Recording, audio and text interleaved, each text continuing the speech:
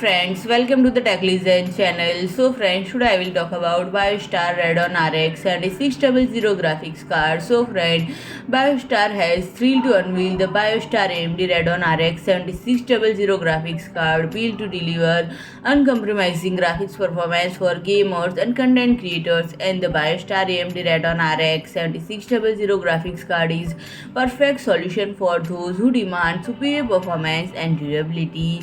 With its advanced AMD RDNA architecture and powerful features, this graphics card delivers immersive gaming experience with stunning visual and exceptional performance. And this graphics card features 32 compute units, game clock of 2250 MHz and boost clock of 2655 MHz, as well as 8 GB of GDDR6 memory running across a 128-bit bus at up to 18 Gbps, and it also offers the latest features and capabilities including the AMD Radiance Display Engine, full AE1 encoding, and more to power high-performance 1080p gaming, streaming, and content creation applications, and comes with 3 DisplayPort 2.1 ports, 1 HDMI 2.1 output.